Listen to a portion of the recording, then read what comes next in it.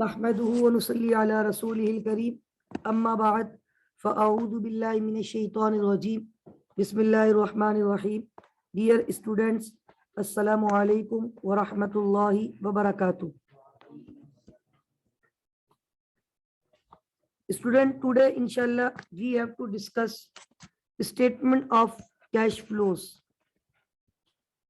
That is chapter number 24 of your syllabus. ये basically IS 7 है, international accounting standard number 7।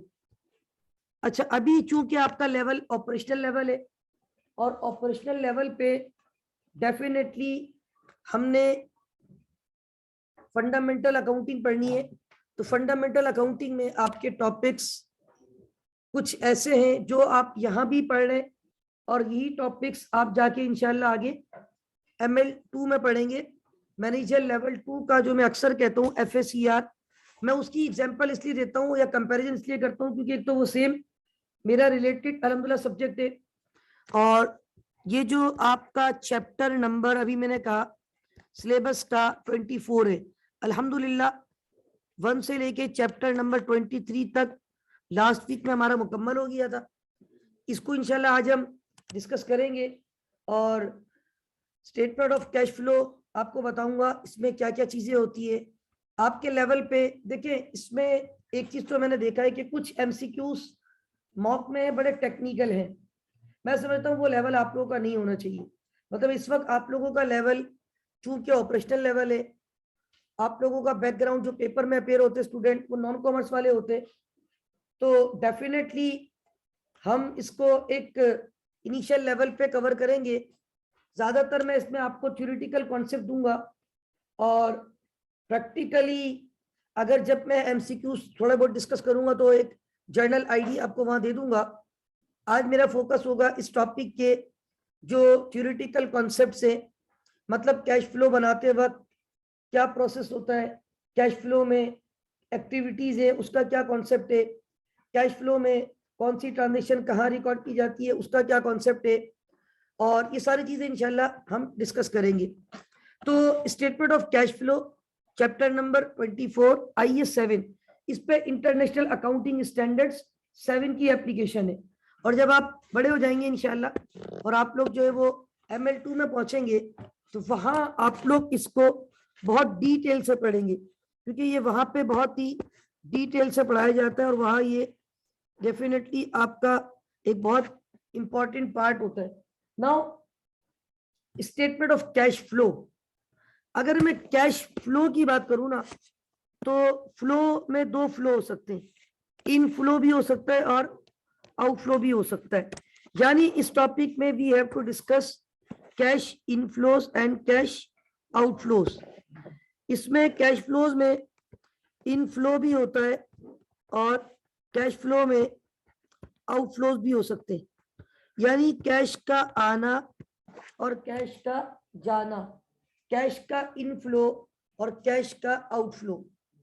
Company का जब year and आता है तो कंपनी जब अपनी एनुअल रिपोर्ट बनाती है जिसमें कंपनी अपनी statement of profit and loss बनाती है, स्टेटमेंट ऑफ फाइनेंशियल पोजीशन बनाती है, तो एक और स्टेटमेंट बनाई जाती है जिसका नाम क्या होता है, स्टेटमेंट ऑफ कैश फ्लो। अब ये स्टेटमेंट ऑफ कैश फ्लो जब कंपनी बनाती है तो कंपनी क्या करती है कि पूरे साल का कैश का इनफ्लो और पूरे साल का कैश का आउटफ्लो उस स्टेटमेंट में बताती है।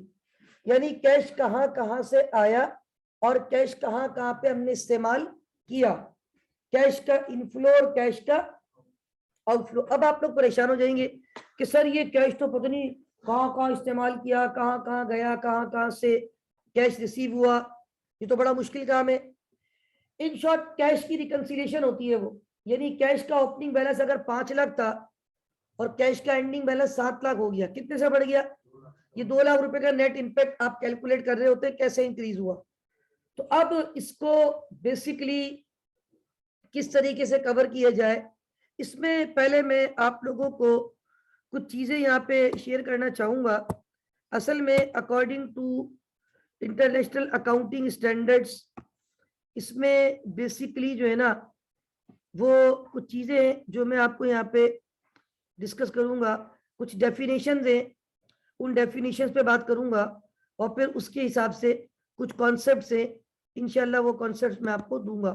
तो एक मिनट में जरा कुछ according to international accounting standard 7 कुछ डेफिनेशन होती है, उसके ऊपर पहले मैं फोकस कर रहा हूँ। और उसमें 5 चीजें हैं जो कि हमने डिस्कस करनी है। नंबर 1, कैश किसको कहते हैं, कैश से क्या मुराद है। Number 2, cash and cash equivalent का एक कॉन्सेप्ट होता है, उसके ऊपर बात की जाएगी। और नंबर 3 जो है फिर इस पे operating activities, number 4 investing activities और नंबर 5 फाइनेंसिंग एक्टिविटीज। तो ये जो एक्टिविटीज है इसको समझना भी बहुत ज्यादा जरूरी है। तो अब हमारे पास यहाँ पे मैं एक चीज आपको, एक मिनट होल्ड कीजिएगा,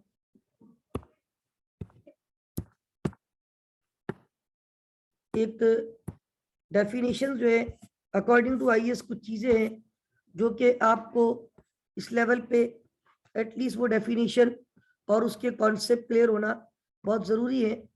तो वो डेफिनेशन मैं आपको एक मिनट यहाँ पे पेस्ट कर रहा हूँ ताकि डेफिनेशन आपको मिल जाए।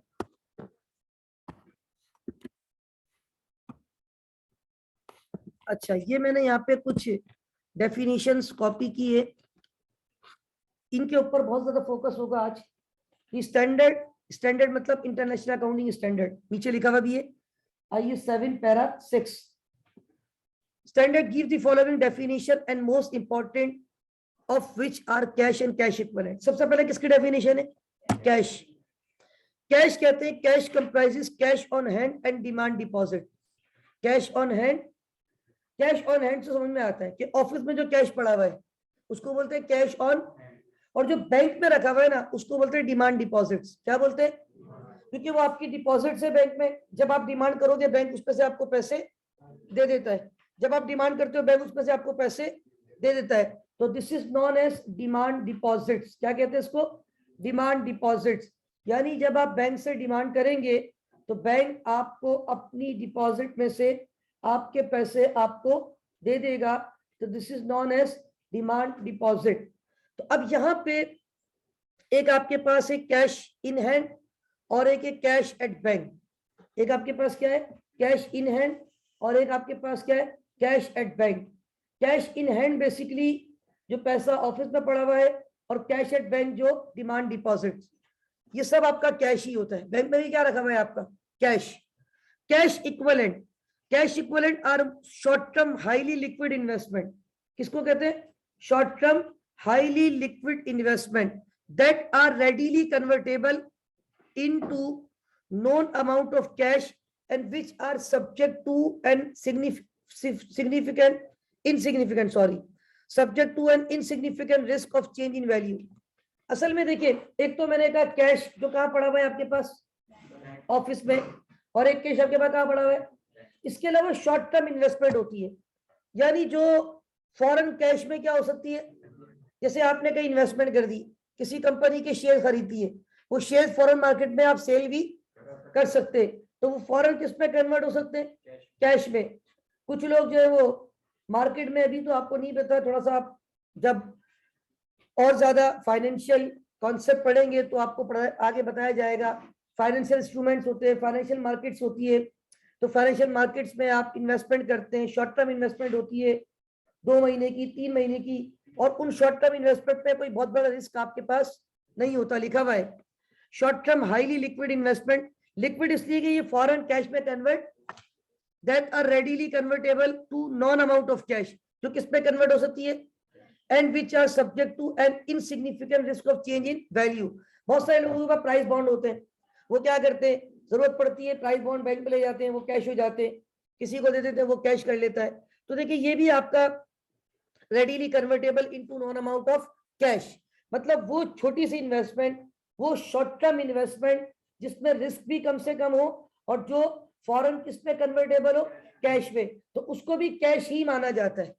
उसको भी क्या माना जाता है, उसको बोलते हैं cash and cash equivalent. Cash equivalent क्या कहा जाता है, वो कैश इक्विवेलेंट का पार्ट है, वो भी कैश के बराबर एज्यूम किया जाता है। किसके बराबर, कैश के बराबर। तो एक डेफिनेशन हो गई कैश की।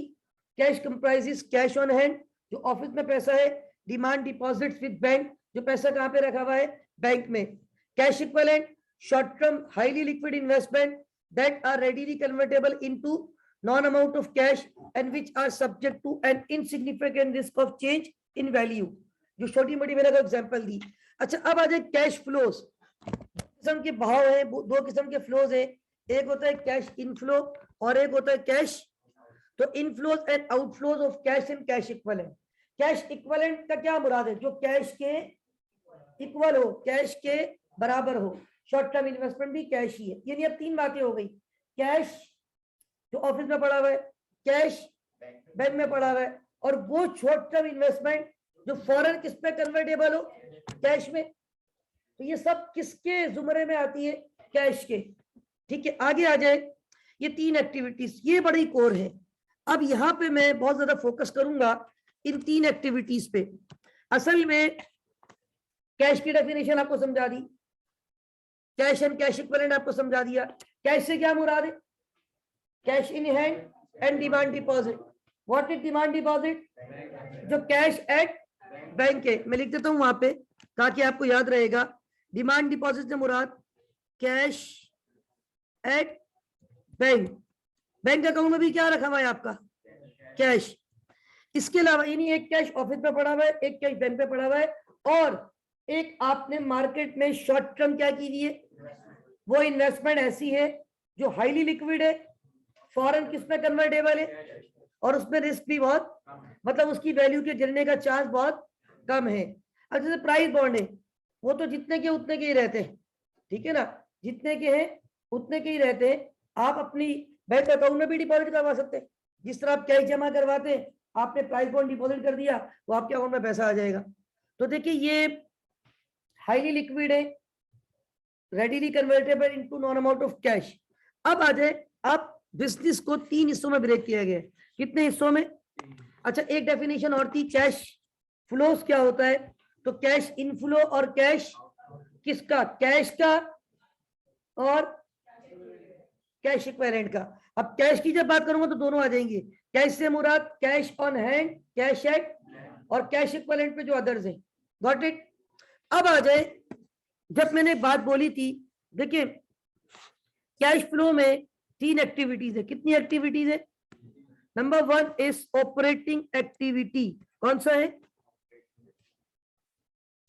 असल में IAS 7 ने कैश फ्लो बनाने के लिए आपकी जिंदगी बड़ी सुकून में कर दी, और उसने कहा कि आप जब कैश फ्लो बनाने बैठेंगे तो पूरे साल में पता नहीं कहां कहां से पैसे आए और पता नहीं किस किस को पैसे, तो ये सारा हिसाब किताब करना बड़ा एक टफ टास्क हो जाएगा आपके लिए। उसने बोला अपनी बिजनेस को तीन हिस्सों में ब्रेक कर दो। कितने हिस्सों में, नंबर वन इज ऑपरेटिंग, कौन सी, नंबर टू इज इन्वेस्टिंग, कौन सी, नंबर थ्री इज फाइनेंसिंग, कौन सी एक्टिविटी, फाइनेंसिंग। तो पहले हम कौन सी एक्टिविटीज को डिस्कस करेंगे, ऑपरेटिंग। देखिए व्हाट इज ऑपरेटिंग एक्टिविटी या व्हाट आर ऑपरेटिंग एक्टिविटीज। जब आप बिजनेस में इन्वेस्टमेंट करते, जब आप अपना बिजनेस कर रहे हैं, जो आपकी रूटीन एक्टिविटीज है ना, कौन सी एक्टिविटीज, रूटीन।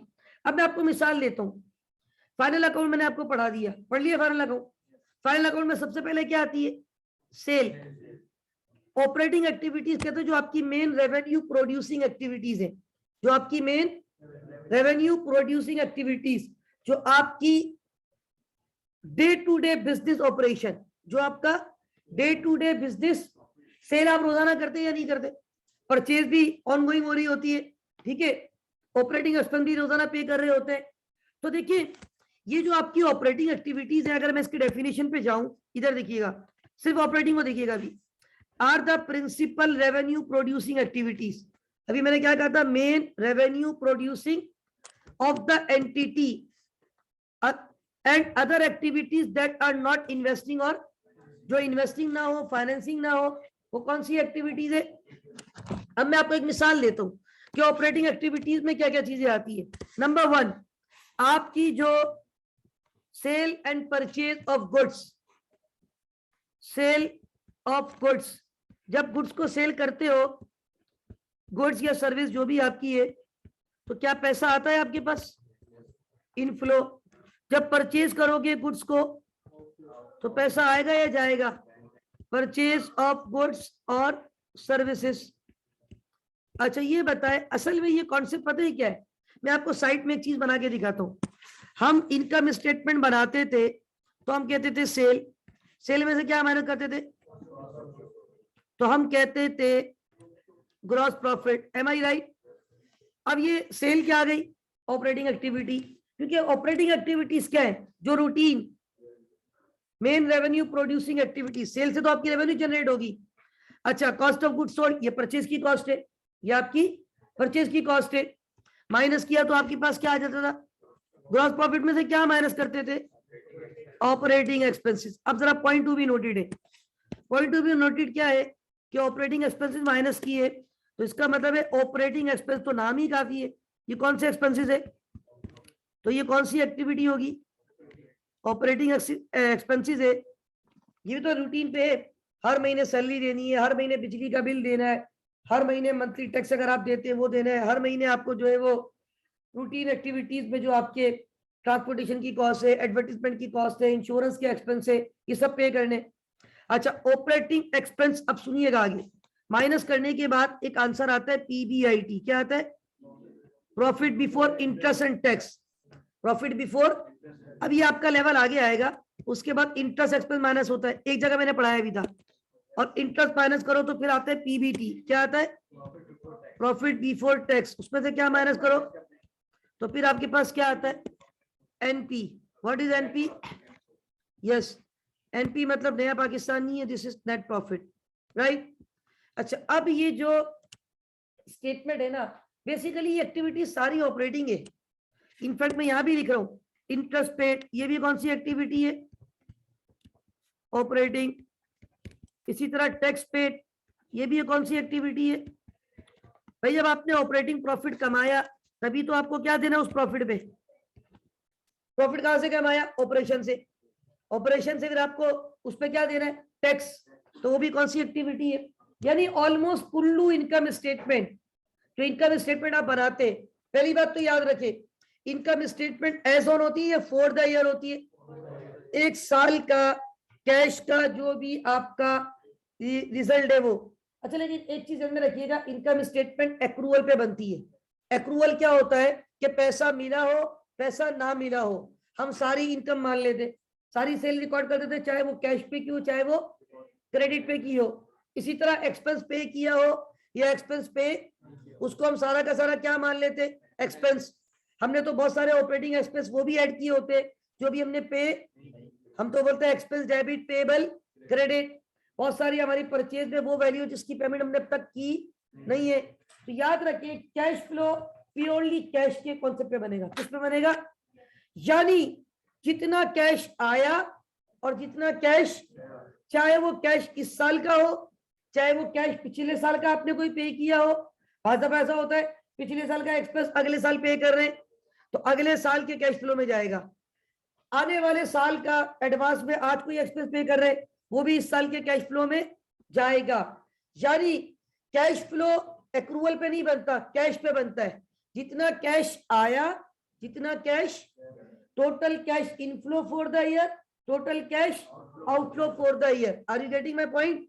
सिर्फ वो ट्रांजेक्शन देखी जाएगी जो कैश का इनफ्लो हो, कैश का, अब वो चाहे कैश इस साल का एक्सपेंस हो, पिछले साल का एक्सपेंस हो, अगले 10 सालों का एक्सपेंस हो, वो मैटर, सिर्फ ये देखना है इस साल में 1 रुपया भी कहीं से आया वो भी दिखाना है, 1 रुपया भी कहीं दिया वो भी दिखाना है। Got it? वरना आपका कैश रिकंसाइल नहीं होगा। अच्छा, तो ये ऑलमोस्ट जो हम बनाते हैं ना, sale, cost of goods sold, GP, operating expense, basically operating expense के बाद ऑपरेटिंग प्रॉफिट ही तो आता है, पीबीआईटी। उसमें से इंटरेस्ट माइनस करो पीबीटी, टैक्स माइनस करो PAT, profit after tax, not Pakistan Awami तेरी। तो PAT is what? Profit after tax, right? और एनपी या नेट प्रॉफिट, तो ये दोनों नाम है। इसको एनपी भी कहते हैं और इसको और पीएटी भी कहते हैं, प्रॉफिट आफ्टर टैक्स।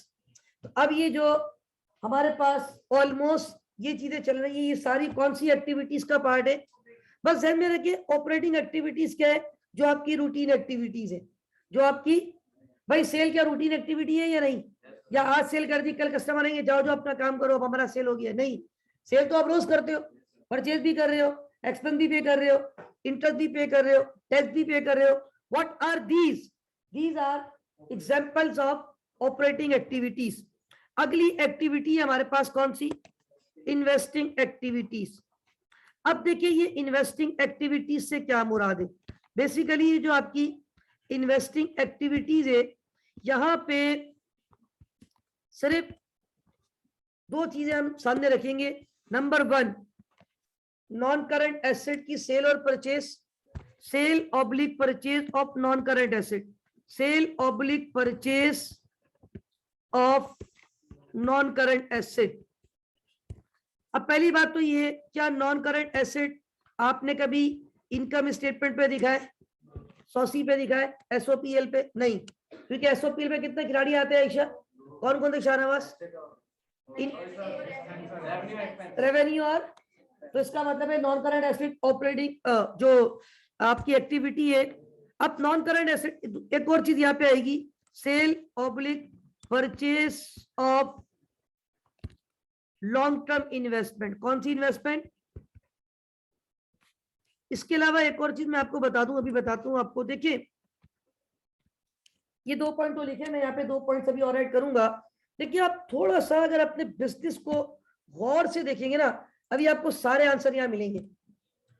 देखो मैंने, ट्रायल बैलेंस एक निचोड़ होता है, ट्रायल बैलेंस एक जामा निचोड़ होता है. पूरे साल के दौरान आप बिजनेस करते हैं, पूरे साल के दौरान आप बिजनेस करते हैं. मैं आपको एक चीज और यहाँ पे रेफर ताकि बात और खुल के आपको क्लियर हो. हम कहते हैं यार accounting is the language of business, ये शायद बात मैंने पहले भी की है. और बिजनेस के अंदर हमारे सामने क्या होती है? ट्रांजैक्शन. जब बिजनेस को स्टार्ट करते हैं, mister Shahnawaz started his business with cash investment of ₹5 million. Cash debit, Shahnawaz capital credit. Purchase goods on cash 2 million. Purchases debit, cash credit. Sold goods on cash 3 million. Cash debit, sales credit. What are these? Transactions. Transaction को हम कहाँ record कर रहे होते? हम journal में record करते हैं. जीजे से उसका इम्पैक्ट कहाँ जा रहा होता है? पोस्टिंग करते हैं जनरल लेजर में. और लेजर से उसका इम्पैक्ट कहाँ जाता है? Trial balance. और ट्रायल बैलेंस में एक सुनिएगा बात प्लीज गौर से, ट्रायल बैलेंस पे इंपैक्ट जाता है. ट्रायल बैलेंस के बाद हम करते हैं एडजस्टमेंट्स. क्या करते हैं? एडजस्टमेंट्स. अच्छा जो एडजस्टमेंट्स है ना, बेसिकली क्योंकि ट्रायल बैलेंस ट्रायल होता है फाइनल, ट्रायल बैलेंस ट्रायल होता है फाइनल नहीं होता. ट्रायल जैसे आजकल आप लोग ट्रायल कर रहे हैं, ठीक है ना, आप लोगों का टूर्नामेंट होने वाला है सुना है मैंने. तो देखिए असल में ये ट्रायल होते हैं ना, वर्ल्ड कप शुरू होने से पहले ट्रायल मैचेस होते. This is not final, trial. अब हम करते हैं एडजस्टमेंट्स. डेप्रिसिएशन रिकॉर्ड कर दो, बैड डेट्स रिकॉर्ड कर दो, एक्रूवल सही कर लो, प्री पेमेंट को सही कर दो, इन्वेंट्री की एडजस्टमेंट कर दो. What are this adjustment? उसके बाद एक और ट्रायल बैलेंस बनता है, उसको बोलते हैं एडजस्टेड. पता है आपको एडजस्टेड ट्रायल बैलेंस क्या बनता है?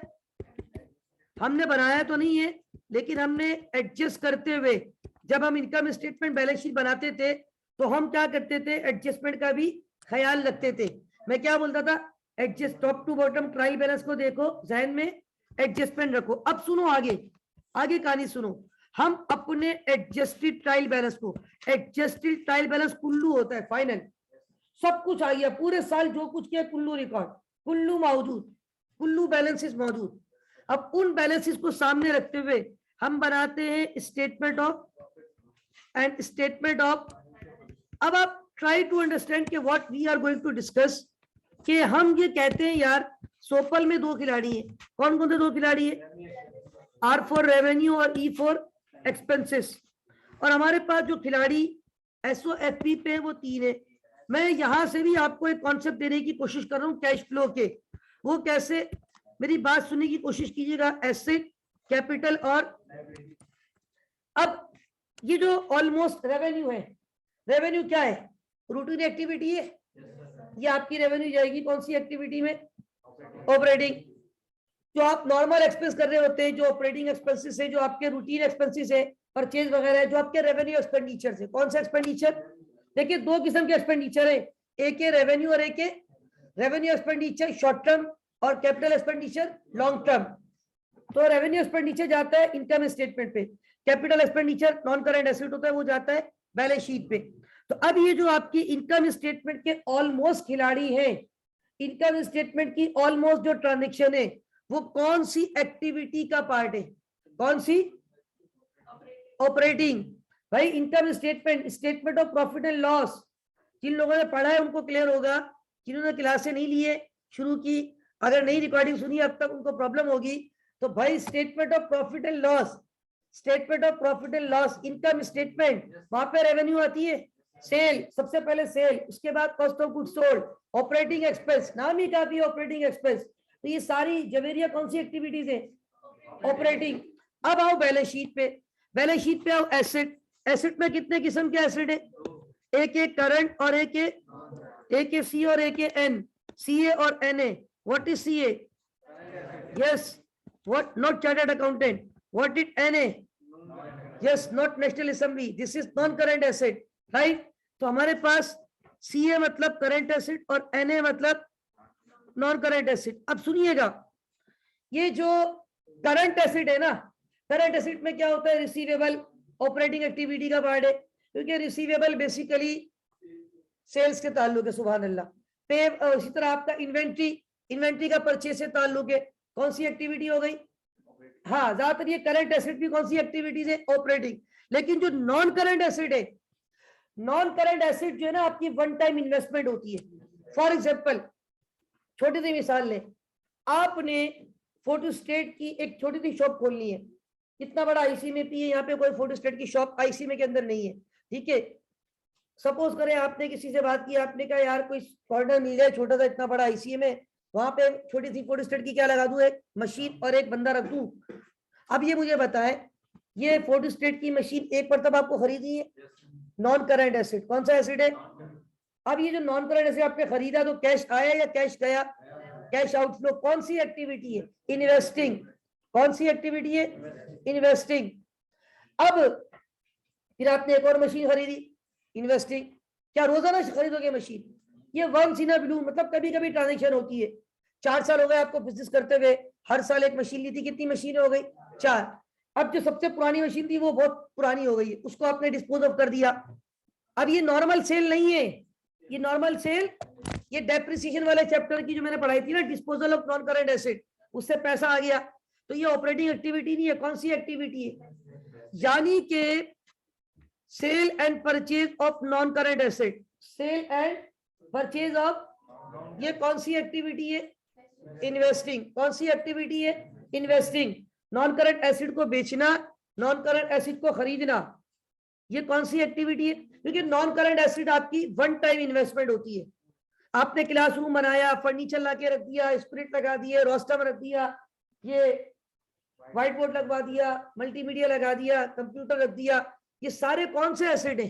क्या ये रूटीन रोजाना खरीदने पड़ते? वन टाइम इन्वेस्टमेंट, कैश गया, अब इसमें तो कुछ पुराने हो जाएंगे, बेच दोगे, कैश आएगा। ये कौन सी एक्टिविटीज है? इन्वेस्टिंग। इसी तरह मैंने लिखा है सेल और purchase of non long term investment. कौन सी इन्वेस्टमेंट? अब ये लॉन्ग टर्म क्या है? आपने किसी बैंक में पैसे रखवा दिए, आपने किसी कंपनी के लॉन्ग टर्म बेसिस पे शेयर खरीद लिए। अब लॉन्ग टर्म बेसिस पे शेयर खरीदना वो भी आपकी क्या है? इन्वेस्टमेंट। बैंक में पैसा रखवाना लॉन्ग टर्म बेसिस पे, करंट अकाउंट की बात नहीं कर रहा हूँ, फिक्स अकाउंट। वैसे तो अल्लाह सबको बचाए, कुल्लू हराम, उसमें इंटरेस्ट है, लेकिन चूंकि ये पार्ट है इसलिए मैं आपसे डिस्कस कर रहा हूँ। तो आपने बैंक में लॉन्ग टर्म पैसा रखवा दिए, deposit, long term investment, investing activity, कहीं किसी कंपनी में इन्वेस्टमेंट कर दी। अब जब आप ये इन्वेस्टमेंट करते हो ना, तो यहाँ पे आपको जहाँ पे शेयर खरीदे वो आपको क्या दे रहे होते? Dividend receive. आपको क्या मिलता है वहां से? Dividend receive. तो ये कौन सी एक्टिविटी हुई? क्योंकि डिविडेंड इन्वेस्टमेंट पे मिला। इसी तरह इंटरेस्ट रिसीव, जो बैंक में पैसे रखवाए, या बैंक के अलावा भी और भी तरीके होते हैं जहाँ पे लोग पैसा रखवाते और वो आपको उसके ऊपर क्या पे कर रहे होते? इंटरेस्ट। तो लॉन्ग टर्म एसेट को खरीदना और बेचना, नॉन करंट एसेट को, लॉन्ग टर्म इन्वेस्टमेंट खरीदना और बेचना, बाद दफा बेच भी देते हो, शेयर दोबारा बेच दिए तो पैसे वापस आ गए, खरीद लिए पैसे चले गए। तो लॉन्ग टर्म इन्वेस्टमेंट, बैंक में पैसे रखवा दिए, वापस निकाल लिए, पैसे आ गए, एक सर्टेन टाइम के बाद निकाल सकते, कंडीशन होती है। बहरहाल ये जो लॉन्ग टर्म इन्वेस्टमेंट है, नॉन करंट एसेट को खरीदना और बेचना, लॉन्ग टर्म शेयर्स या इन्वेस्टमेंट में खरीदो फरोख्त और वहां से जो इंटरेस्ट और डिविडेंड मिल रहा है, ये सारी कौन सी एक्टिविटीज है? इसका मतलब है, मैं भी कह रहा था यहाँ पे कुल्लू आपका ऑपरेशन मौजूद, मैं सिर्फ समझाने के लिए कर रहा हूँ, मतलब इसमें थोड़ा बहुत वेरी करेगा, लेकिन समझाने के लिए ऑलमोस्ट ये वाला पार्ट जो होता है वो कौन सा पार्ट होता है? वेरी गुड, कौन सा पार्ट होता है? ये ऑनगोइंग एक्टिविटीज है। अच्छा, करंट या नॉन करंट इन्वेस्टिंग कौन सा पार्ट है? ठीक है, एनसी लिख देता हूं, नेशनल काउंसिल नहीं है ये आपका, एनसी का मतलब होता है नॉन करंट। ठीक है, नॉन करंट एसेट, तो नॉन करंट एसेट कौन सा पार्ट है? इन्वेस्टिंग। कौन सा पार्ट है? इन्वेस्टिंग। करंट पे ज्यादातर जो चीज है वो कौन सा पार्ट होता है? ऑपरेटिंग, क्योंकि वो जो रिसीवेबल है सेल से ताल्लुक है और इन्वेंट्री है परचेज से ताल्लुक है, हाजा ऑपरेटिंग। अब जरा आगे आ जाए, कितने कितने खिलाड़ी रह गए? कैपिटल और लायबिलिटी। अच्छा, अब लायबिलिटी भी कितने किस्म की होती है? दो होती है, एक होती है करंट और एक होती है नॉन करंट। ठीक है, अच्छा अब बेसिकली ये है करंट और नॉन करंट। करंट लायबिलिटी भी ऑपरेटिंग का ही पार्ट है। किसका पार्ट है? क्योंकि करंट लायबिलिटी में मोस्टली क्या होगा? Account payable, salary payable, rent payable, ये सारे ऑपरेटिंग एक्सपेंस है। अच्छा, अकाउंट पेबल ऑपरेटिंग एक्सपेंस तो नहीं है, लेकिन अकाउंट पेबल का ताल्लुक परचेज से, परचेज का ताल्लुक कॉस्ट ऑफ गुड्स सोल्ड से, cost of goods sold operating business का पार्ट है, रूटीन एक्टिविटी है, तो ये भी ऑलमोस्ट किसके पार्ट होते हैं? ऑपरेटिंग। अच्छा, अब हमारे पास कितनी चीजें रह गई? दो, नॉन करंट लायबिलिटीज और कैपिटल। कैपिटल किसको बोलते हो? इन्वेस्टमेंट, लेकिन वो इन्वेस्टमेंट आपने खुद की है, वो आपकी फाइनेंसिंग है, वो आपकी कैपिटल जो है ना आपकी क्या है? फाइनेंसिंग। इस पे मैं आपको एक मिसाल, एक बहुत अच्छी चीज अभी समझाता हूं ताकि आपका कॉन्सेप्ट और क्लियर हो। और नॉन करंट लायबिलिटी भी आपकी क्या होती है? फाइनेंसिंग। नॉन करंट लायबिलिटी भी आपकी क्या होती है? पहली बात तो ये कि मैंने भी आपको फाइनेंसिंग एक्टिविटीज को मैं डिफाइन करूंगा तो फर्दर क्लियर होगी कि how we can say that कि जो हमारा कैपिटल पोर्शन है वो भी फाइनेंसिंग है और नॉन करंट लायबिलिटी है वो भी फाइनेंसिंग है। पहले तो मैं आपको ऑपरेटिंग डिफाइन कर चुका हूं, उसके स्टेप बता चुका हूं। सामने एक छोटी सी मैंने statement of profit and loss की एक फॉर्मेट बना के आपको एक्सप्लेन किया। आई होप कि ये बातें क्लियर है आपको। What about investing? क्या इन्वेस्टिंग भी क्लियर है? अब जरा इन्वेस्टिंग की डेफिनेशन भी पढ़ लो। डेफिनेशन कह रही है, investing activities are the acquisition यानी purchase and disposal, sale, disposal किसको बोलते हैं? Of non current asset, of, मैंने ये लिखा था, एंड अदर इन्वेस्टमेंट, जो मैंने लिखा था long term investment, not included in cash equivalent. वो इन्वेस्टमेंट नहीं होगी जो किसमें शामिल थी, क्योंकि कैश इक्विवेलेंट पे जो इन्वेस्टमेंट है वो है, वेरी गुड, जो पढ़ने वाले हैं वो फौरन जवाब देते हैं, वो है शॉर्ट टर्म। जिन क्लास में एक्टिव चल रहे होते, जो गौर से लेक्चर सुन रहे होते, वो क्लिक करके फौरन आंसर देते कि शॉर्ट टर्म। क्योंकि शॉर्ट टर्म जो है ना, शॉर्ट टर्म में तो बात ही खत्म हो जाएगी। इन्वेस्टमेंट शॉर्ट टर्म पर्पस के लिए नहीं होती। इन्वेस्टमेंट का मतलब होता है आप पैसा लगा रहे हैं। मैं आपको छोटी सी मिसाल देता हूँ ना, मैं टू बी वेरी ऑनेस्ट, एक स्टूडेंट है, मैं शायद अक्सर मिसाल भी पता नहीं आपको भी दी थी।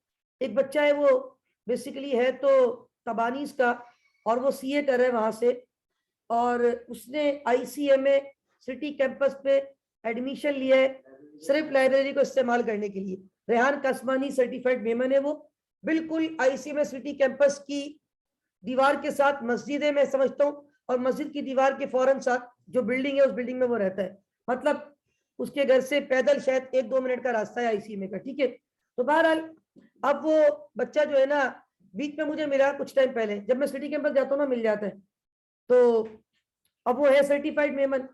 अब वो उसने कहा कि सर मुझे जो है ना बिजनेस करना है छोटा मोटा, मैं और एक और स्टूडेंट का नाम लिया, मैं नाम उसका भूल रहा हूँ, दूसरे स्टूडेंट का ना, वो भी मेरा स्टूडेंट ही है, दोनों मेरे स्टूडेंट है। कहने लगा सर हम दोनों जो है ना अब ऑलमोस्ट अब हमारा ऑडिट फर्म शुरू हो रही है, हम चाह रहे हैं कुछ पैसे वैसे हैं, हम छोटा मोटा कोई बिजनेस सेटअप स्टार्ट करना चाह रहे हैं, तो आपसे मशवरा करना है और आप जो है ना मुझे एडवाइस दे कि हम किस तरह स्टार्ट करें, और हम ये वाला बिजनेस सोच रहे हैं और इस तरह हम किसी बंदे को रख लेंगे, वो बिजनेस दुकान संभाल लेगा।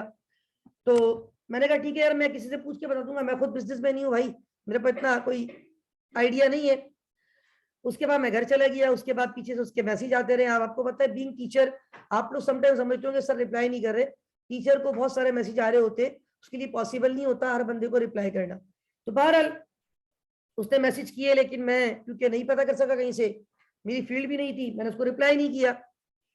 तो मीनवाइल जो है वो मेरी उससे मुलाकात नहीं हुई। काफी टाइम के बाद मैं परसों वहां गया, परसों नहीं मंडे वाले दिन मैं सिटी कैंपस में ही था। असर मगरिब ईशा तीनों मैंने वहीं गुजारे, अभी मस्जिद बराबर में तीनों नमाजें वहीं अल्हम्दुलिल्लाह मैंने अदा की। मेरी एक ऑनलाइन क्लास भी थी तवानी की, मैंने वहीं से ली थी सिटी कैंपस में बैठ के। तो जब मैं ईशा की नमाज पढ़ने गया तो वो मुझे मिल गया नमाज मस्जिद में। तो फिर मैंने उससे कहा कि मुझे चीजें याद रहती है। मैंने कहा यार भाई सॉरी रेहान, आपने मुझे मैसेज किए थे, लेकिन मैं चूंकि इस फील्ड में नहीं हूँ भाई, बिजनेस फील्ड में नहीं हूँ, तो मैंने इसलिए आपको रिप्लाई भी नहीं किया। और आप क्या हुआ बिजनेस का, आपने काफी टाइम हो गया स्टार्ट किया नहीं किया? कहने का नहीं सर, बस फिर वो उस वक्त जोश था और बाद में ये कि जॉब लग गई, आर्टिकलशिप शुरू हो गई, तो फिर टाइम ही नहीं था, फिर नहीं की। मैंने कहा सर मैं देखो रेहान, मसला ये कि बिजनेस जो है ना बड़ा सोच समझ के करना पड़ता है। उसने कहा हाँ सर ये तो मैं समझता हूँ कि सर शुरू में पैसा लगाना पड़ता है, इन्वेस्टमेंट करनी पड़ती है, शुरू में शायद लॉस भी हो, मतलब उसके अल्फाज थे, इन सर्टिफाइड मेमन है ना, उसको चीजें पता है। तो वो ये बातें कर रहा था। असल जो मेमन होता है ना उनका बिजनेस माइंड होता है, मेमनों का बिजनेस शुरू से एक माइंड होता है ना। तो बहरहाल बात ये है कि हमारे पास क्लास में कौन है मेमन इस वक्त right now? No Memon is there, कोई भी नहीं मेमन? मेमन भाई प्रो वाला है। अच्छा, तो बहरहाल बात ये है कि अब अल्हम्दुलिल्लाह अल्लाह का शुक्र है मेमनों का बिजनेस माइंड होता है। तो अब उसने एक अल्फाज, उसका जुमला मुझे याद आया।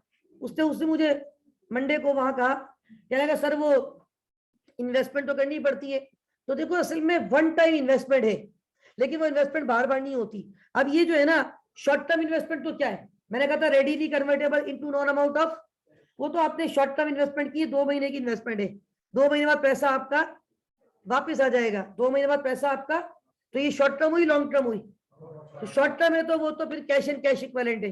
लेकिन long term investment is a part of investing activity. Definition पढ़े, acquisition and disposal of non current asset and other investment and not included in cash equivalent, तो किसमें शामिल नहीं है? Are you getting my point? अब आ जाए financing activity, कौन सी? अच्छा मैं आपको एक पहले ना बड़ा एक कॉन्सेप्ट देता हूं ताकि ये जो मैंने लिखा है ना यहाँ पे ये पॉइंट आपको क्लिक हो। देखिए अब मैं अगर कंपनी की बात करूं, किसकी बात करूं? कंपनी के पास जो सोर्स ऑफ फाइनेंस होती है ना वो देखिए क्या होती है। देखिए कंपनी के बारे में कहा जाता है कंपनी के पास सोर्स ऑफ फाइनेंस 2 है। सोर्स कहते हैं जरिया, फाइनेंस कहते हैं पैसा, माल। फाइनेंस किसको बोलते हैं? माल को। माल कैसे आएगा, पैसा कैसे आएगा? कंपनी के पास 2 सोर्स ऑफ फाइनेंस होती है। कितनी होती है? अभी यहाँ पे मैंने सुना है जवेरिया कुछ कह रही थी, नंबर 1 इज शेयर्स, और आयशा आपने क्या कहा था? बॉन्ड्स। असल में एक होती है इक्विटी फाइनेंसिंग, क्या होती है? और एक होती है डेट फाइनेंसिंग, क्या होती है? डेट कहते हैं कर्जे को, अब इक्विटी कहते हैं मिल्कियत को। इक्विटी किसको कहते हैं? मिल्कियत, जिसके आप मालिक है। और डेट कहते हैं कर्जा, जो आपके ऊपर एक बोझ है, एक उधार है। बहरहाल ये 2 फाइनेंसिंग है, गौर से सुनिएगा। तभी तो मैंने ये कैपिटल जो है ये इक्विटी के लिए होता है, मैंने बताया था ना कैपिटल किसके लिए होता है। और ये जो नॉन करंट लायबिलिटी है, ये डेट, ये वाली नॉन करंट लायबिलिटी, ये भी फाइनेंसिंग है। अब देखिए इक्विटी फाइनेंसिंग कंपनी क्या करती है? अगर कंपनी को इक्विटी फाइनेंसिंग करनी है, कंपनी मार्केट में शेयर इशू करती है। क्या इशू करती है? यहाँ पे आयशा ने कहा कि कंपनी बॉन्ड इशू करती है। अच्छा ये प्राइस बॉन्ड की बात नहीं हो रही, this is not price bond. Company के जो बॉन्ड्स होते हैं उसको डिबेंचर्स भी कहते हैं। क्या कहते हैं? अब ये डिबेंचर्स क्या होते हैं या बॉन्ड्स क्या होते हैं ये मैं आपको बता देता हूँ। देखिए ये मैंने शुरू में भी बताया था, मैं स्टार्टिंग में बताता हूँ शायद, जब मैं आपको नॉन करंट लायबिलिटीज की एग्जांपल दे रहा होता हूँ। सुने, एक होता है शेयर, जब आप कंपनी में इन्वेस्टमेंट कर, देखिए फॉर एग्जाम्पल आपको किसी कंपनी के शेयर खरीदने, तो आप कंपनी को क्या देते हैं? कैश। कंपनी आपको कागज का टुकड़ा देती है जिसपे क्या लिखा होता है? Share certificate. क्या लिखा होता है? मतलब जब कंपनी को पैसा चाहिए शेयर होल्डर से, तो कंपनी शेयर होल्डर को क्या इशू करेगी? Share certificate. शेयर के against company share certificate issue करेगी। अभी शेयर सर्टिफिकेट क्या है? Share certificate just like a piece of paper. Share certificate just like a piece of, कागज का टुकड़ा। इस बात का एविडेंस है कि आप इस कंपनी के शेयर होल्डर हैं। जब आप किसी कंपनी के बॉन्ड्स या डिबेंचर खरीदते हैं, तो कंपनी आपको बॉन्ड्स या कौन सा सर्टिफिकेट देती है? ये ऑल्टरनेट वर्ड्स हैं, अमेरिकन और ब्रिटिश लैंग्वेज का फर्क है। तो ये जो बॉन्ड्स या डिबेंचर सर्टिफिकेट कंपनी आपको देगी, जस्ट लाइक वो पीस ऑफ पेपर है, कागज का टुकड़ा है। इस बात का एविडेंस होगा कि आपने इस कंपनी के डिबेंचर खरीदे हैं। कंपनी को शेयर होल्डर भी पैसा दे रहा है, कंपनी को डिबेंचर होल्डर भी पैसा दे रहा है। ये अगले चैप्टर में बहुत काम आएगा, बहुत काम आएगा अगले चैप्टर में। शेयर होल्डर जो पैसा दे रहा है, बेसिकली जो शेयर खरीद रहा है वो कंपनी का कौन बन जाता है? Shareholder. Shareholder are the real owner of the organization. जो कंपनी का डिबेंचर या बॉन्ड खरीद रहा है वो कंपनी का शेयर होल्डर नहीं है, डिबेंचर होल्डर है, या उसको हम कहते हैं बॉन्ड होल्डर, या क्या कहते हैं उसको? Debenture holder.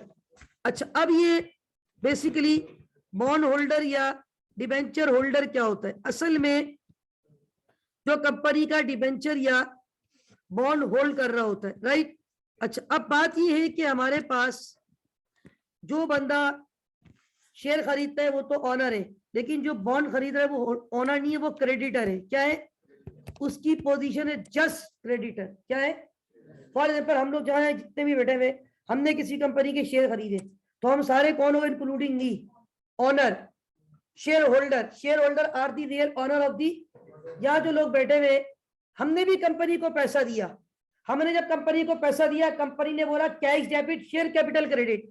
हमारा पैसा कंपनी के पास गया, कैश आ गया, cash debit share capital, cash भी बढ़ गया, कैपिटल भी बढ़ गया। एसेट बढ़ता है, डेबिट कैपिटल बढ़ता है। कंपनी ने क्या कहा? Cash debit share capital. हम इन्वेस्टर हैं, हम अपनी बात नहीं कर रहे, हम कंपनी की। कंपनी के लिए फाइनेंसिंग एक्टिविटी, कंपनी ने फाइनेंस की एक सोर्स फेंकी मार्केट में। एक कंपनी ने मार्केट में क्या फेंका? Share certificate. हमने वो कागज का टुकड़ा लिया और दूसरा कागज का टुकड़ा कंपनी को फेंक दिया। कौन सा? बाबा कौन सी तस्वीरें? फाइनेंस। अच्छा, कंपनी को और भी पैसा चाहिए। अब कंपनी का थोड़ा पैसा किनसे ले लेते? Debenture holder. हर वक्त शेयर इशू करना मुनासिब, और शेयर की भी एक लिमिट है, एक हद तक इशू कर सकते हो। अच्छा, अब जो है वो आपने डिबेंचर इशू, इन लोगों ने कंपनी की क्या खरीद लिए? इन्होंने भी कंपनी को क्या दिया? पैसा। कंपनी ने कहा cash debit debenture payable credit, cash debit bonds payable credit. याद रखें, हमारा पैसा कंपनी वापस नहीं करेगी, वी आर ऑनर। हमारे पैसे को उसने लायबिलिटी नहीं बोला है। ये जो ऑनर है इसकी नेचर है कैपिटल। क्या नेचर है? और जो क्रेडिटर है उनकी नेचर है लायबिलिटी। इसकी नेचर क्या है? लायबिलिटी। अब कंपनी जो है, ये जो कंपनी को उन्होंने पैसा दिया है, कंपनी से पता है क्या कमिटमेंट करेगी?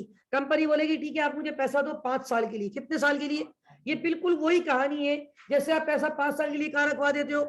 बैंक में। 5 साल बाद बैंक आपका पैसा भी वापस करता है और हर साल आपको क्या देता है? इंटरेस्ट। तो इनको भी कंपनी हर साल क्या पे करेगी? इंटरेस्ट फिक्स होगा इनका, एक फिक्स अमाउंट है वो हर साल। और 5 साल के बाद, मतलब ये शॉर्ट टर्म नहीं होगा, 4 साल 5 साल 8 साल 10। हम तो कंपनी के, याद रखें हमने जो पैसा दिया हमें कंपनी देगी डिविडेंड। क्या देगी? और डिविडेंड जो है वो फिक्स नहीं होता, वो तो वेरिएबल होता है। क्योंकि याद रखें जो कंपनी डिविडेंड जिसको दे रही है ना, वो कंपनी का कौन है? ऑनर है। ऑनर का रिटर्न फिक्स नहीं होता, वेरिएबल होता है। मतलब जितना भी प्रॉफिट कंपनी कमाती है ना, पीएटी प्रॉफिट, वो सारा होता हम लोग का ही है। किसका होता है? शेयर होल्डर का। किसका होता है? इनका तो एक सिर्फ फिक्स लिमिटेड पार्ट होता है।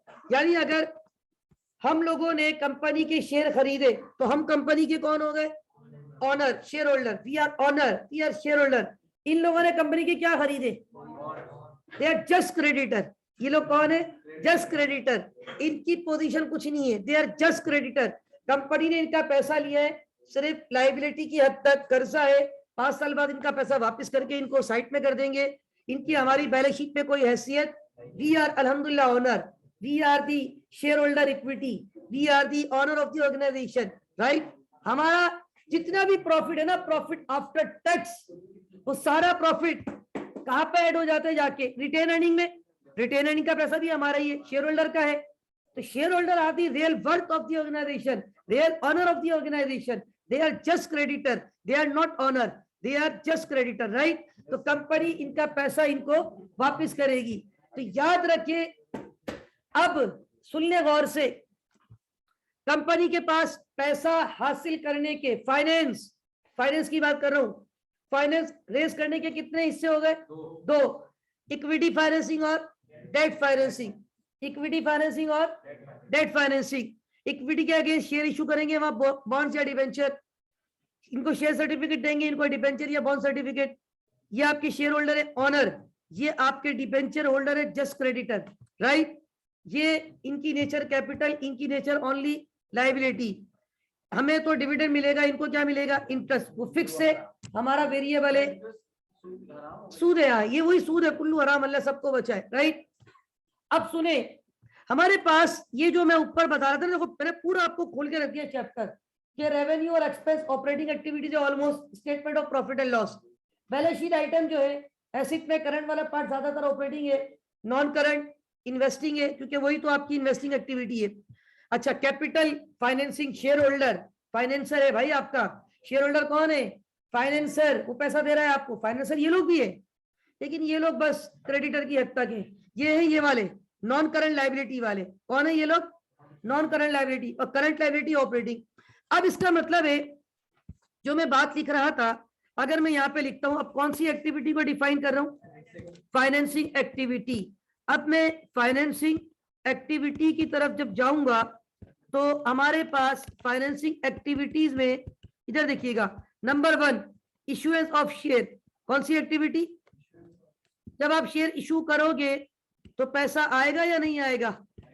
पैसा आएगा, इनफ्लो। कौन सी एक्टिविटी है? फाइनेंसिंग। आगे आ जाए, इशुएंस ऑफ डिबेंचर्स या बॉन्ड। इशुएंस ऑफ बॉन्ड्स या डिबेंचर, जब बॉन्ड इशू करोगे और डिबेंचर इशू करोगे तो पैसा आएगा या नहीं आएगा? आएगा, इनफ्लो। आगे सुने, रीपेमेंट ऑफ डिबेंचर या बॉन्ड। कंपनी हमारा पैसा तो वापस नहीं करेगी, याद रखना। Shareholder are the rate owner, आपको पैसा चाहिए मार्केट में जाके बेच दो, लेकिन कंपनी इनका पैसा वापस, because they are just creditor, तो कंपनी इनका पैसा वापस करेगी। Repayment of bonds and debenture, तो जब कंपनी बॉन्ड्स और डिबेंचर्स की पेमेंट करेगी तो ये बताएं कि पैसा आएगा या जाएगा? कौन सी एक्टिविटी है? फाइनेंसिंग। मतलब शेयर होल्डर से रिलेटेड जो ट्रांजेक्शन हो रही है, इनसे रिलेटेड जो क्रेडिटर है, डिबेंचर होल्डर है, ये सारे ये हमारे फाइनेंसर है।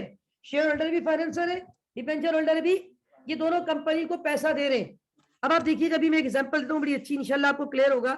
तो यहाँ पे डिविडेंड पेड, कंपनी जो हमें डिविडेंड पे करेगी, वो भी कंपनी, एक तो ऊपर डिविडेंड रिसीव, वो तो कंपनी को डिविडेंड रिसीव हो रहा है, कंपनी ने खुद का इन्वेस्टमेंट कर दी, वहां वो तो इन्वेस्टिंग एक्टिविटी, वहां से डिविडेंड आ रहा है, वो इन्वेस्टिंग है। लेकिन जो डिविडेंड कंपनी दे रही है वो कौन सी एक्टिविटी है? फाइनेंसिंग। कौन सी एक्टिविटी है? शेयर होल्डर का रिटर्न है ना, शेयर होल्डर तो फाइनेंसर है भाई, राइट, बड़ा फाइनेंसर है, की रोल है उसका अल्हम्दुलिल्लाह। Now come to the point, ये मैंने समझाने के लिए तीनों एक्टिविटीज बताई। ऑपरेटिंग में क्या क्या कैश इनफ्लो आउटफ्लो आएगा, इन्वेस्टिंग में क्या क्या कैश इनफ्लो आउटफ्लो आएगा, और फाइनेंसिंग में क्या क्या कैश का इनफ्लो और आउटफ्लो आएगा। कुछ मैंने आपको टाइटल भी लिखवा दिए, पूरी इनकम स्टेटमेंट, और इनफैक्ट मैंने आपको यहाँ पे, मैं इसका एक मिनट प्रिंट प्रीव्यू चेक कर लूं, मैंने यहाँ पे जो है वो इस पेज पे, ये खास तौर पे अच्छे ही 2 पेज पे चला गया मेरे ख्याल। बहरहाल क्योंकि ये ज्यादा था तो ये चलो मैं इसको देख लूंगा बाद में। तो ये मैंने आपको काफी डिटेल यहाँ पे कॉन्सेप्ट दिया, और इसको मैं कोशिश करूंगा 2 अलग अलग पेज पे कर दूं, क्योंकि ये एक पहले फिर पूरा मैंने आपको कॉन्सेप्ट दिया ना, पूरा शुरू से बिजनेस शुरू किया, transaction, journal, ledger, trial balance, adjustment, adjusted trial balance से आपने बनाए। पहले फाइनल अकाउंट बनते फिर कैश फ्लो बनता है, अब आप देखें, फिर ये सारी एक्टिविटीज अलग अलग हुई। हमने देखा इनकम स्टेटमेंट बैलेंस शीट सामने रखी, ऑपरेटिंग अलग की, इन्वेस्टिंग अलग की, फाइनेंसिंग अलग की, एक चीज आपको समझा दी, और फिर यहाँ पे मैंने आपको सारे एग्जांपल ली दी। अब आज आखिरी डेफिनेशन पढ़ लें। Financing activities are the activities that result in change the size and composition of the equity capital shareholder and borrowings of the entity long term liability holder just creditor, right? इनकी जो activities हैं, अब मैं आपको एक छोटा सा concept देता हूं ताकि बात और इंशाल्लाह अच्छी क्लियर हो जाए। देखिए, एक मैं आपको एग्जांपल देता हूं, बहुत गौर से सुनिएगा, बहुत इंशाल्लाह आपको ये एग्जांपल से मैं समझता हूं कि और अच्छे कॉन्सेप्ट क्लियर हो जाने चाहिए। सपोज करें मैं जो बात बताने की कोशिश कर रहा हूं, try to understand कि what we are going to discuss।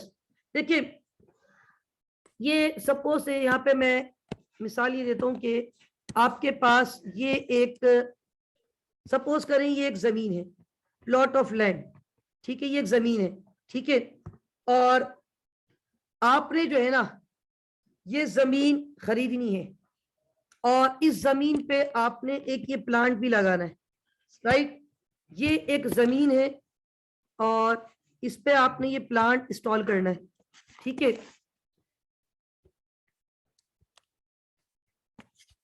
ये सपोज करता हूं, समझाने के लिए एक छोटी सी एग्जांपल दूंगा। ये है लैंड, एक जमीन है। देखिए, कंपनी के पास है ना प्रपोजल आते हैं, क्या आते हैं? प्रपोजल। आगे जाके आपको बड़ी डिटेल से, you are going to be a cost and management accountant, आपको बड़ी ये सारी चीजें सिखाई जाएंगी आगे।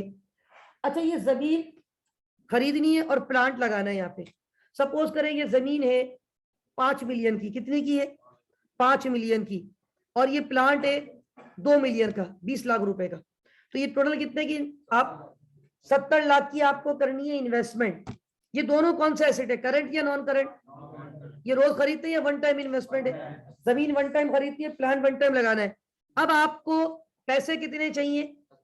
70 लाख रुपए। अब आप बैठे, मीटिंग हुई, सारे डायरेक्टर बैठे हुए, अब आपस में मशवरा किया, यार एक काम करते, हम जो पैसे हमें चाहिए ना उसको हम 2 फाइनेंसर से ले लेते हैं, हम मार्केट में फेंक देते हैं 5 मिलियन के शेयर्स, और हम मार्केट में फेंक देते हैं 2 मिलियन के बॉन्ड्स। तो हमारे पास शेयर्स इशू करने से पैसा आ जाएगा 50 लाख रुपए, और डिबेंचर्स या बॉन्ड इशू करने से कितना पैसा आ जाएगा? 20 लाख रुपए। अब आप देखिए, ये मीटिंग में फैसला हुआ, आपने अपनी सोच, कंपनी की जेब से कुछ नहीं जा रहा। देखिए आप गौर से, कंपनी ने कितने के डिबेंचर फेंक दिए मार्केट में? इन लोगों ने खरीद लिए, जस्ट क्रेडिटर। कंपनी ने कितने के शेयर फेंक दिए मार्केट में? 5 मिलियन, 50 लाख। हम लोगों ने शेयर खरीदी, वी आर ऑनर। लेकिन कंपनी के लिए ये दोनों कौन सी एक्टिविटीज है? वेरी गुड, कौन सी एक्टिविटीज है? ये है फाइनेंसिंग एक्टिविटीज। गौर से सुनिएगा, असल में पहले प्रपोजल आया, यार ये प्लॉट खरीदना है, यहाँ प्लांट लगाना है, 70 लाख रुपए चाहिए। बोले ठीक है, काम करते हैं, 50 लाख के शेयर इशू करते हैं, 20 लाख के डिबेंचर इशू करते हैं, पैसा आ जाएगा। फाइनेंस तो मौजूद है मार्केट में, कंपनी ने फाइनेंसर को इस्तेमाल किया, पैसा ले लिया, कैश आया, कैश इनफ्लो। हम पढ़ रहे हैं कैश फ्लो। ये कैश इनफ्लो कौन सी एक्टिविटी है? फाइनेंसिंग। कौन सी एक्टिविटी? फिर आपने ये जमीन भी खरीद ली, ये प्लांट भी, आपने प्लांट भी परचेज कर लिया और लैंड भी परचेज कर ली। ये दोनों चीजें आपने परचेज कर ली। जब आपने ये दोनों चीजें परचेज कर ली तो ये कौन सी एक्टिविटी हो गई? आपने ये प्लांट भी खरीद लिया, एक मिनट जरा, आपने ये प्लांट भी परचेज कर लिया और आपने ये जमीन भी परचेज कर ली। ये कौन सी एक्टिविटी हो गई? इन्वेस्टिंग हो गई।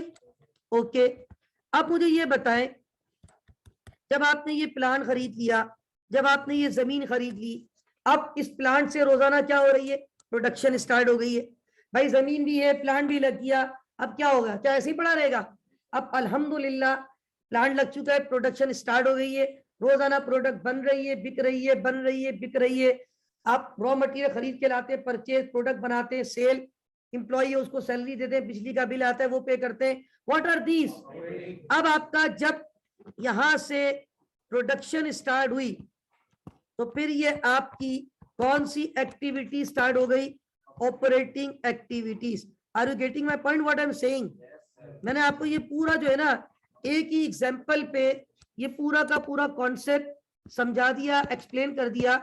अगर आप गौर से इस डायग्राम को समझ ले जो ये मैंने बनाई है, दिस वन, ये डायग्राम आपको बड़े वाजे अंदाज में बता रही है कि भाई कंपनी के पास ये तीनों किस तरीके से वर्क कर रहे हैं। कितने पैसे चाहिए थे? 70 लाख। ये प्रपोजल आया था, हमने कहा ठीक है कोई मसला ही नहीं है, फाइनेंसर है मार्केट में, शेयर इशू कर दो पैसा आएगा इनफ्लो, डिबेंचर इशू कर दो पैसा आएगा इनफ्लो। कौन सी एक्टिविटी? फाइनेंसिंग। हो गया फाइनेंसिंग एक्टिविटी। उस पैसे को इस्तेमाल किया, उससे क्या खरीदा? जमीन खरीदी, पैसा गया आउटफ्लो। उसी पैसे से क्या खरीद लिया? प्लांट खरीद लिया, पैसा गया आउटफ्लो। अब प्लांट लग गया, जमीन लग गई, अब इस प्लांट से क्या स्टार्ट हो गई? प्रोडक्शन। प्रोडक्शन रोज हो रही है। अब ये कौन सी एक्टिविटी है?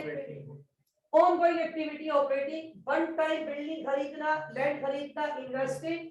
और ये भी जो फाइनेंसिंग भी है ये भी कोई ऑनगोइंग नहीं है, ये कभी कभी जब आपको जरूरत पड़ती है तो आप फाइनेंसर को हिलाते हो, तो ये आपकी फाइनेंसिंग एक्टिविटीज। नाउ हमारे पास जो नेक्स्ट पॉइंट है वो ये है कि मैं एक छोटा सा सवाल, अक्सर जो मैंने जो कुछ इस टॉपिक को डिफाइन किया है, जो कुछ हमने आज की क्लास में डिस्कस किया है, उसका एक छोटा सा कॉन्सेप्ट, इसके ऊपर एक सवाल पास पेपर में। कुछ प्रैक्टिकल भी है, लेकिन मैंने कहा था मैं ज्यादा प्रैक्टिकल पार्ट को कवर नहीं करूंगा। इंशाल्लाह we will discuss only theoretical, लेकिन मैंने थ्योरेटिकल पार्ट में बहुत सारी चीजें आपको बता दी है। तो एक सवाल, क्योंकि मैं समझता हूँ, क्योंकि पहली बात तो ये है ये टॉपिक आपके लेवल पे एमटीक्यूज पे नहीं आता अल्हम्दुलिल्लाह। एमटीक्यूज में आपके लेवल पे ये टॉपिक आएगा एमसीक्यूज में।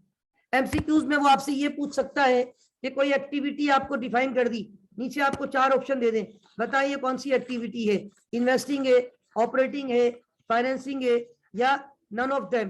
तो आपको एक्टिविटीज को अलग करना आना चाहिए। Got it? तो उसी की मुनासिबत से एक सवाल था हमारे पास पेपर में, मैं 1 मिनट वो देख लेता हूं कि वो कौन सी अटेम्प्ट का था। ख्याल है वो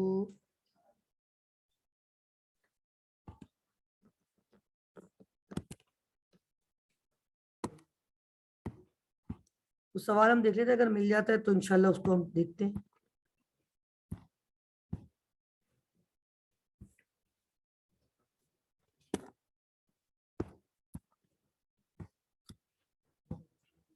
यस, ये सवाल मिल गया। प्लीज स्टूडेंट, ये सवाल पेपर में आया था और इसको हम डिस्कस करने जा रहे हैं। Please be silent, stop talking. ये सवाल आपको नजर आ रहा है? और अब आप देखिए इस टाइप की चीजें एमसीक्यूज में आपसे वो पूछ सकता है। सवाल में आपसे कहा जा रहा है segregate the following transaction of Hafiz Saab, Hafiz Limited into operating, investing and financing। कितनी एक्टिविटीज है? 10। आपको ये बताना था इसमें कौन सी इन्वेस्टिंग है, कौन सी ऑपरेटिंग है, कौन सी फाइनेंसिंग है। तो जो हमारे भाई क्विक क्लास में पहली हमारे जो पहली कौन सी है? इन्वेस्टिंग। अब इधर देखिएगा, मैं लिखता जाऊंगा जैसे जैसे आप बोलते रहेंगे। Cash payment to acquire land for construction of new factory premises, investing activities. I लिख दूं? Cash received from the sale of goods and rendering services, routine activity है, operating, right. Cash proceed from disposal of old, investing. किसने कहा? Javeria, investing, you are right, क्योंकि non current asset की खरीदो फरोख्त। Cash proceed from issuance debentures, just creditor, okay, financing activity, इन्होंने पैसा दिया है। Cash repayment of amount borrow, अब यहाँ पे हाँ बोरो किया हुआ ना, फाइनेंसिंग है, ये वही लॉन्ग टर्म, इनकी पेमेंट कर दी, ठीक है। Cash payment to supplier of goods and services, operating. Issue of ordinary shares, financing. Cash paid on behalf of employees, operating expense, salary वगैरह। Payment to acquire intangible non current, कोई भी tangible हो intangible हो non current asset होना चाहिए, चाहे tangible हो चाहे, मैं वहां लिख देता हूँ स्लाइड पे। Charging of depreciation on plant, operating expense का पार्ट होता है, ऑपरेटिंग एक्टिविटी में एडजस्ट होता है, ये एडबैक होता है बेसिकली। बहरहाल ये मैं लिख देता हूँ कि नॉन करंट एसेट में चाहे टेंजिबल हो चाहे tangible as well as intangible, दोनों आ जाएंगे। अच्छा ये देखिए, अभी हमने इधर देखिएगा स्टूडेंट प्लीज, अभी जो आप लोगों ने क्वेश्चन अटेम्प्ट किया वो ये वाला था, देखिएगा ये पास पेपर का सवाल था और ये था अगस्त 2014 की अटेम्प्ट, एम आई राइट? अच्छा मैं इसका आपको जो वेबसाइट पे हमारे पास अगस्त 2014, यस अभी तक देखिएगा आप लोगों ने जो आंसर दिए हम उसको भी जरा क्रॉस चेक कर लेते हैं। लुक एट दिस, आप लोगों ने अगस्त 2014 और क्वेश्चन 5 का ये था, यस पहला आप लोगों ने क्या आंसर दिया था? इन्वेस्टिंग, फिर आप लोगों ने कहा था ऑपरेटिंग था, फिर आप लोगों ने कहा था ये इन्वेस्टिंग है, उसके बाद ये फाइनेंसर इन्वेस्टिंग, इनके पैसे वापस कर दिए इन्वेस्टिंग, पेमेंट ऑफ सप्लायर ये ऑपरेटिंग, शेयर इशू करना financing, cash paid on behalf of employees operating, और पेमेंट ऑफ इंटेंजिबल इन्वेस्टिंग, और डेप्रिसिएशन कौन सी है?